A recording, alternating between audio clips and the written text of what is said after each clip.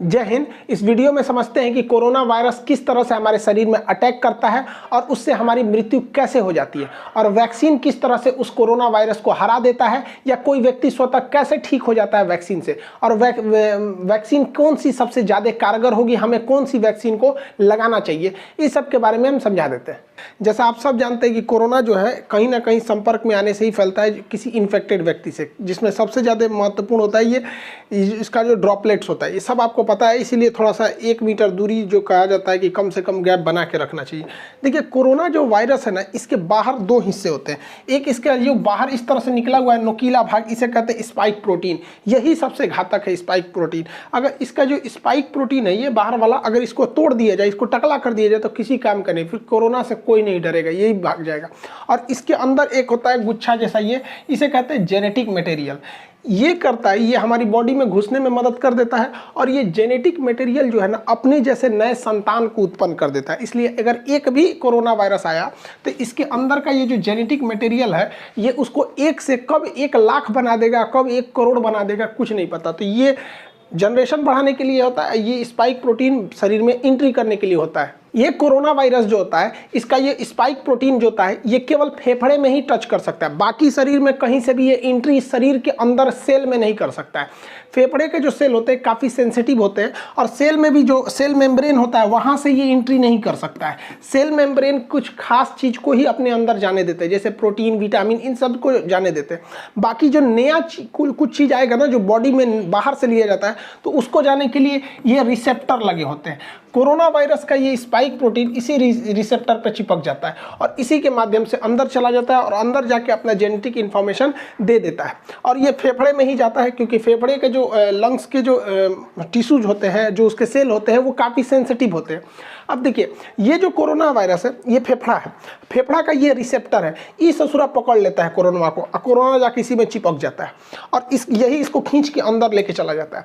यही सबसे घातक हो जाता है। जैसे ये रिसेप्टर में चिपकता है, रिसेप्टर इसको खींच के अंदर ले जाता है, ये यहाँ से चिपका के अंदर लेके चला जाएगा। अंदर जाने के बाद इसका जेनेटिक मटेरियल जो है, आरएनए जो है, ये हमारे शरीर के अंदर जाके डीएनए से मैच करने लगता है, हम लोग के फेफड़ा के अंदर चला जाता है। और फेफड़ा के अंदर जाने के बाद, जैसे ये इसके रिसेप्टर पे टच हुआ इसका स्पाइक प्रोटीन, और ये इसको लेके अंदर गया, और अंदर जाने के बाद ये क्या करता है, हमारा न्यूक्लियस जो है, हमारे शरीर का जो न्यूक्लियस है, ये बहुत सीधा साधा है। इसको पता है कि स्पाइक प्रोटीन से जो भी ये रिसेप्टर से अंदर आ रहा है, वो ठीक ठाक आदमी है। तो इस ससुरा जो कोरोना है, इस सीधे जाके पूछता है न्यूक्लियस से कि फोटोकॉपी मशीन कहाँ है, कहाँ है वो फोटोकॉपी मशीन जिससे नए नए चीज़ों के बनते हैं। तो हमारे शरीर में फोटोकॉपी मशीन का काम करता है राइबोसोम। ये राइबोसोम धड़ाधड़ फोटोकॉपी करता है, किस चीज़ का, तो प्रोटीन का। तो हमारे शरीर में धड़ाधड़ प्रोटीन निर्माण करने का काम करता है यही राइबोसोम। अब देखिए, फोटोकॉपी मशीन की एक खराबी है, इस पर कौन सा पेपर रखे हैं, ये उसी का कॉपी करेगा, इसको नहीं पता कि कॉपी क्या हो रहा है। अब ये जो कोरोना वायरस है, इस रिसेप्टर के माध्यम से न्यूक्लियस में आ गया है, न्यूक्लियस इसको बता दिया कि राइबोसोम के पास चले जाओ, वही फोटोकॉपी करता है। अब ये छोटा जो कोरोना वायरस है, ये क्या करेगा, इस फोटोकॉपी के पास जाएगा, और यहाँ जो प्रोटीन वाला पेपर रखा है उसको हटा के अपना जेनेटिक मटेरियल रख देगा जो इसके अंदर है, मतलब अपने खानदान का फोटोकॉपी कराने लगेगा।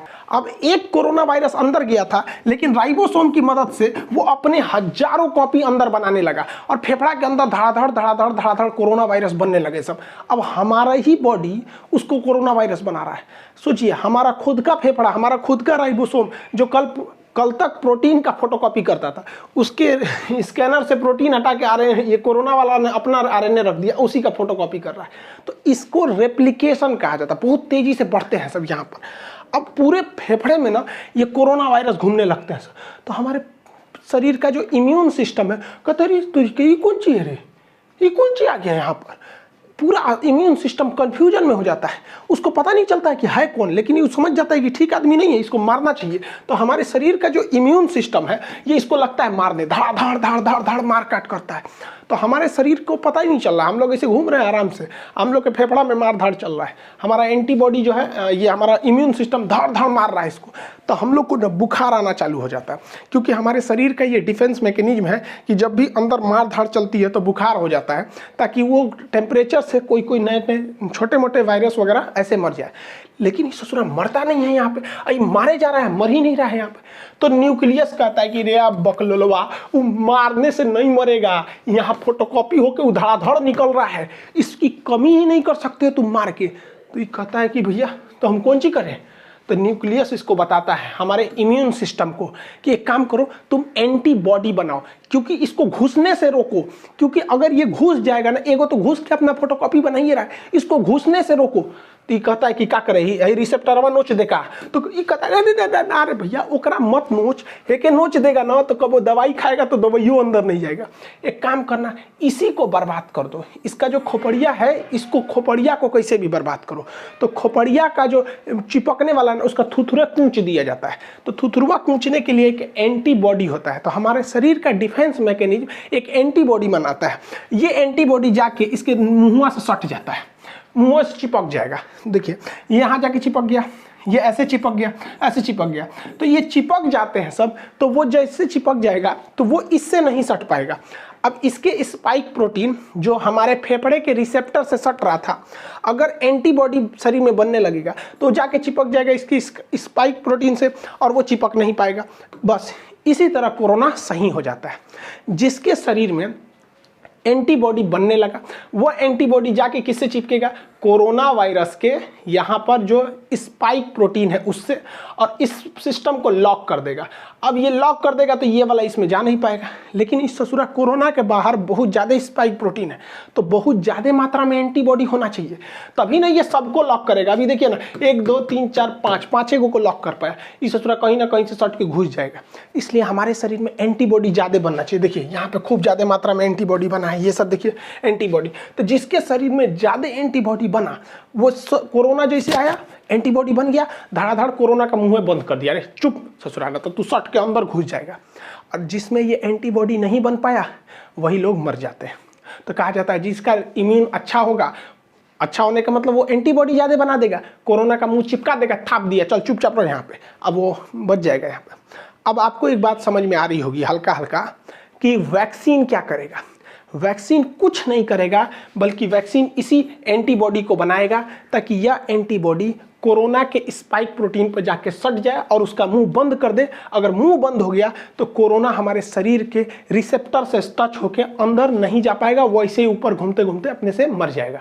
तो वैक्सीन का यही मेन काम हो गया कि वैक्सीन जैसे हमारे शरीर में लग जाता है तो इतना ज़्यादा हमारे शरीर में एंटीबॉडी बन जाता है कि ये एंटीबॉडी कोरोना को चारों ओर से घेर लेता है। कहता है कि आओ आओ सट जाओ हमारे में, तो चारों ओर से ये एंटीबॉडी सट जाता है। जब एंटीबॉडी सट जाएगा तो कोरोना के जितने स्पाइक प्रोटीन है उसका मुंह बंद हो जाएगा, हमारे शरीर में एंट्री नहीं मार पाएगा, दूसरा कोई काम नहीं है। जैसे देखिए ये एक ह्यूमन सेल है, अब इसमें क्या है, कोरोना वायरस का स्पाइक प्रोटीन फंस गया है, लेकिन जब उसमें न्यूट्रलाइज किया गया एंटीबॉडी देकर तो ये एंटीबॉडी जाके इससे सट गया है, ये एंटीबॉडी सट गया। अब ये इससे डायरेक्ट टच में नहीं आ सकता है, तो हमें कोरोना नहीं होगा। यही काम होता है हमारे वैक्सीन का। अब इसमें इतना टाइम क्यों लग गया, तो देखिए वैक्सीन बनाने में सबसे बड़ा था कि इसके अंदर का जेनेटिक मटेरियल जो फोटोकॉपी कर रहा था वो क्या है पता करने के लिए। तो बाद में पता चला कि वो आरएनए है। देखिए हमारे शरीर में डीएनए होता है, डाईऑक्सीराइबोज न्यूक्लिक। डीएनए जो होता है वो 2 धागा का बना होता है यहाँ पर देखिए, और आरएनए जो होता है वो केवल सिंगल हेलिक्स होता है, सिंगल धागा का बना होता है आरएनए। तो जितने वायरस होते हैं वो आरएनए होते हैं, ज्यादातर वायरस आरएनए। अब आरएनए को बनने में ज्यादा टाइम नहीं लगता है, खटाखट आरएनए बनता है, जबकि डीएनए बनने में टाइम लगता है। तो वायरस जो है बड़ा जल्दी जल्दी बनने लगते हैं सब यहाँ पे। तो वैज्ञानिकों ने इसी आरएनए को पकड़ के निकाला, इसलिए जितना वैक्सीन है सब वैक्सीन को आरएनए वैक्सीन, एमआरएनए वैक्सीन कहा जाता है। तो इस कोरोना का जो आरएनए है उसे वैज्ञानिकों ने निकाल लिया। अब देखिए हम लोग में तो डीएनए पाया जाता है, तो डीएनए नहीं है, देखिए डीएनए आरएनए में अंतर नहीं, एक उखाड़ दीजिए इसका तो क्या बन जाता है, आरएनए बन जाता है। तो डीएनए से आरएनए बनाया जा सकता है, उखाड़ के नोच लीजिए बस क्या बन जाएगा, आरएनए बन जाएगा। तो वैज्ञानिकों को कोरोना वायरस का आरएनए मिल गया। तो कोरोना कैसा वायरस है, एक आरएनए वायरस है, बस हमको ये मिल गया।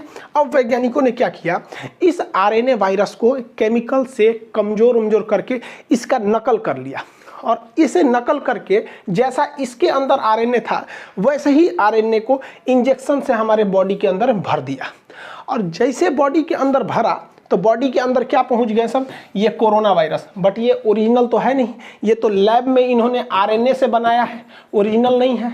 अब बताइए, ये ओरिजिनल नहीं है लेकिन दिखने में तो उसी के जैसा है, और जब दिखने में वैसा ही है तो शरीर के अंदर जाएगा तो शरीर के अंदर से एंटीबॉडी बनने लगेंगी ज़्यादा ज़्यादा, और इन दवाओं में एंटीबॉडी को बढ़ाने के लिए केमिकल मिला दिया जाता है, तो ज़्यादा से ज़्यादा एंटीबॉडी बनने लगेगी। तो जब कभी हमें वैक्सीन लगा दिया जाता है तो यह वैक्सीन एंटीबॉडी का निर्माण बहुत जोर से करने लगती है और हमारे शरीर में खूब ज़्यादा एंटीबॉडी हो जाता है, जो कि नकली कोरोना वायरस को देखकर बना होता है। और इसी बीच में ना वो पूरे उस कोरोना वायरस को घेर लेते हैं, हमारे शरीर में पूरा का पूरा एंटीबॉडी हो गया। और जब कभी भी ओरिजिनल कोरोना आता है तो हमारे एंटीबॉडी घेर लेते हैं कोरोना का, चाचा आ गए, चाचा आ गए, चाचा को घेर लो, चाचा को घेर लो, पूरा घेर लेते हैं चाचा को, और चाचा का थूथूर चिपका देता है, लो चुपचाप सट गया यहाँ पे, तो सटा लेते हैं सब। अब कोरोना तो कुछ कर नहीं पाएगा क्योंकि वो डायरेक्ट सेल मेम्ब्रेन में नहीं घुस सकता है, क्योंकि सेल मेम्ब्रेन सेमी परमेबल होता है। बायोलॉजी के बैच में पढ़ा दिए थे, सेमी परमेबल का मतलब होता है अर्धपारगम, मतलब किसी खास चीज़ को जाने देगा और कुछ खास चीज़ को ही आने देगा, उस खास चीज़ में कोरोना शामिल नहीं है। इसलिए कोरोना जब भी जाएगा तो रिसेप्टर से जाएगा, और ये एंटीबॉडी जाके कोरोना के स्पाइक प्रोटीन का मुंह चिपका दिया, रिसेप्टर से सटेगा नहीं। यही एक सिंपल फंडा होता है वैक्सीन का, ये वैक्सीन यही काम करते हैं सब। अब दुनिया के कई तरह के वैक्सीन है, जिसमें फाइजर जो है वैक्सीन, इस ससुरा अमेरिका का है, इसको -70 डिग्री पे रखना है, ये भारत में पॉसिबल ही नहीं है। हालांकि इसके साइड इफेक्ट ज़्यादा देखे गए। रूस का स्पुतनिक वैक्सीन है, और यूएनओ ने बनाया है गरीब देशों के लिए, अफ्रीका के लिए, जिसमें भारत की भी योगदान है, नोवावैक्स ये वैक्सीन है।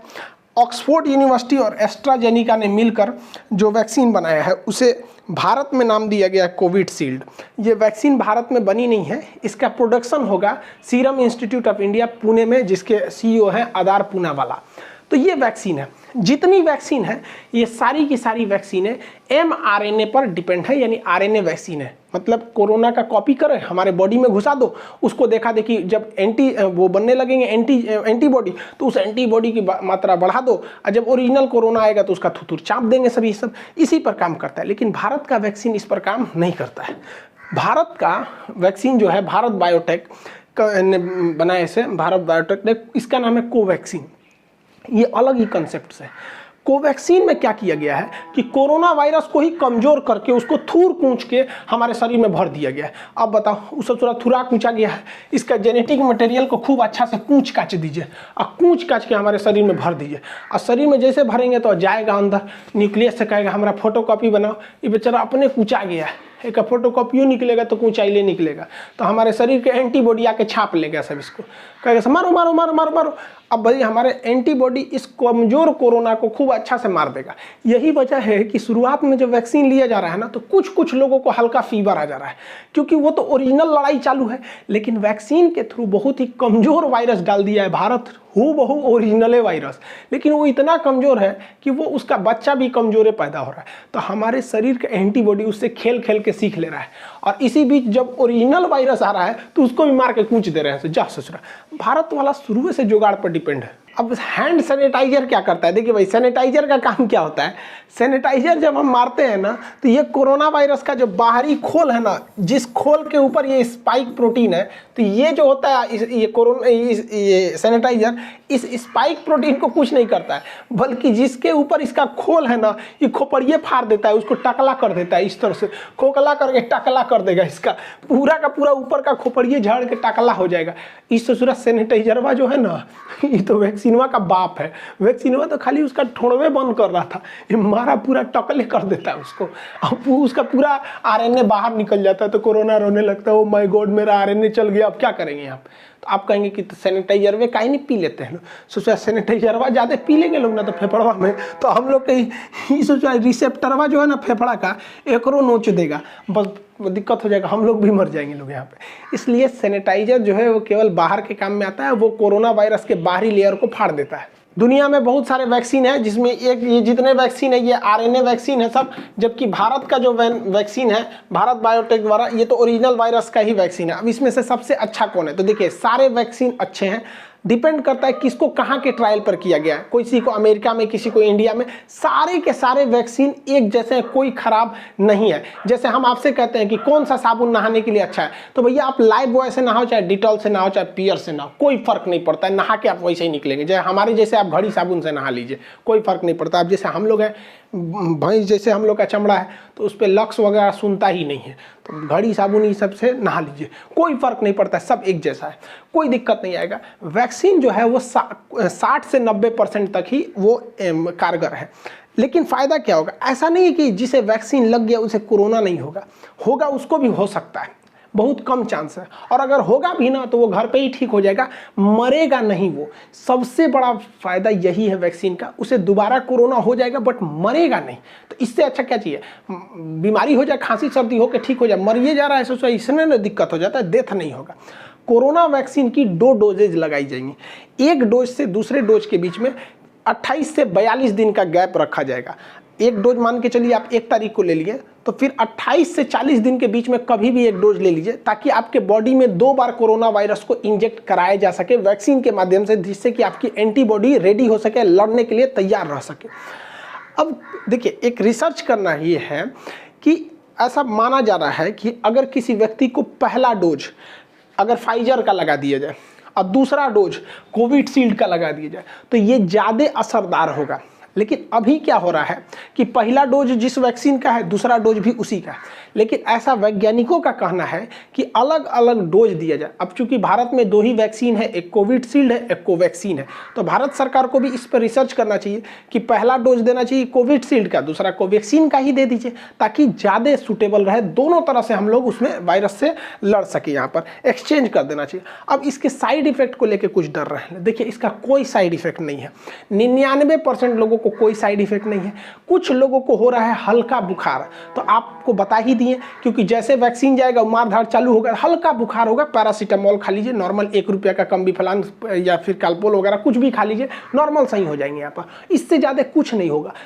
थोड़ा बहुत आपको, कुछ लोग को सर दर्द की शिकायत मिली गई है, करोड़ों में 1-2 ठो को। अरे यार, तो जो सर दर्द और बुखार नहीं झेल सकता है ससुरा, तो नहीं तो तू जी कह रहा है ससुरा, ओकरा से डर रहा है। यहाँ पे कोरोना से नहीं डर रहा है, डर रहा है कि वैक्सीन लगाएंगे तो बुखार हो। अब कुछ लोग का इसी में अफवाह उड़ा दिया कि वैक्सीन लगाने से मर जाएगा। भाई देखो, किसी को कोरोना वायरस हो गया है, अब वो आज ही इन्फेक्टेड हुआ है तो उसको लक्षण तो आज नहीं दिखेगा, और आज ही अगर जाके वो वैक्सीन लगा ले और 1 हफ्ता बाद, वैक्सीन तुरंत तो काम नहीं करेगा 1 ही डोज पे, और 1 हफ्ता बाद वो कोरोना से मर जाएगा, तो लोग उसे ये नहीं कहेंगे कि कोरोना से मरा है, लोग अफवाह उड़ा देंगे, सोच रहा है कि वो वैक्सीने से मरा है। ऐसा कोई नहीं है। 1-2 साक्ष्य हैं, तो अब बताओ ना, 8 करोड़ लोग को वैक्सीन लगा है, उसमें 50-60 लोग की डेथ हो गई, तो इससे ज़्यादा खतरा तो हम लोग को सड़क पे चलने पे रहता है, वहाँ एक्सीडेंट की संभावना ज़्यादा है। तो वैक्सीन से कोई खतरा नहीं। आप अपने उम्र के दायरे में आइए, वैक्सीन लगाइए। अप्रैल के महीने में जिनका उम्र 45 से ऊपर है उन्हें ही लग रहा है, लेकिन मोदी जी ने इजराइल को मॉडल को देखते हुए, हम एक पिछले वीडियो में बताए थे ब्रिटेन का मॉडल और इजराइल का मॉडल में, मतलब ब्रिटेन में भी वैक्सीनेशन से ही जीता था। तो इजराइल ने क्या किया, अपने पूरे पॉपुलेशन को, केवल बच्चों को छोड़ के सबको वैक्सीन लगा दिया, और वो दुनिया का पहला देश हो गया जो कोरोना मुक्त हो गया है। तो इसी को देखते हुए 1 मई से जिनकी उम्र 18 साल से ज़्यादा है वो सब कोरोना की वैक्सीन लगा सकते हैं। हाथ जोड़ते हैं भैया, सब लोग लगवा लो, क्योंकि ये जो नया वैक्सीन वायरस आया है, ये नए युवाओं को ज़्यादा इफेक्ट कर रहा है। अफवाहों पे मत जाइएगा। कुछ लोग का अफवाह ये है कि सरकार ना क्या कर रही है, गरीबों को मारने के लिए वैक्सीन दे रही है। अरे यार, तो कौन नशा करके रहता है, सब सब है नहीं। एक हमसे कह रहा है कि सरकार ये वैक्सीन लगाएंगे तो हमारा किडनी खराब हो जाएगा, कोई कह रहा है नपुंसक हो जाएंगे, कोनो कह रहा है 2 साल बाद मर जाएंगे। अरे यार, ऐसे लोग को पता नहीं कैसे सरकार झेलती है। ऐसे लोग को, सचरों को जेल में डाल देना चाहिए अफवाह फैलाने वालों को। कोई भी वैक्सीन से कोई दिक्कत नहीं होता है। मेरे पापा वैक्सीन लगाए, उनको शुगर है, उन्हें कोई प्रॉब्लम नहीं हुआ। मम्मी को इतना लोगों ने डरा दिया था, उनके रिलेटिव लोग इतना डरा दिए थे कि मम्मी कांप रही थी, ना बाबू हम वैक्सीन नहीं लगवाएंगे। हम कहे चलिए चुपचाप वैक्सीन लगाई। मम्मी को वैक्सीन लगे हुए आज 10-12 दिन हो गए, कोई दिक्कत नहीं है। अब वो सबको समझाती है, नहीं लगा लो लगा लो। और जो लोग मेरी मम्मी को डराते थे ना, अब मेरी मम्मी को देख के बाकी सब लोग लगा लिए यहाँ पे। तो आप लोग भी जागरूक होइए। ऐसे लोग जो हैं, जो जिंदगी में कुछ नहीं कर सके, वैक्सीन कहते हैं वैक्सीन मत लो। अजीब हाल है ससुरा सब यहाँ पे। एक मौलाना साहब हमसे आके कह रहे थे कि वैक्सीन सब गलत है यहाँ पे। हम कहा हाँ, आप वैक्सीन मत लीजिए, आप सिला जीत लीजिए, आपके लायक यही है। आई होप आप वैक्सीनेशन और इसके कैसे काम करता है इसको समझे होंगे। नेक्स्ट वीडियो में हम आपको CT वैल्यू समझा देंगे और पल्स ऑक्सीमीटर वगैरह ये सारी चीज़ों को, RT-PCR चेक कैसे होता है इसके बारे में बता देंगे। मिलेंगे नेक्स्ट क्लास में। जय हिंद।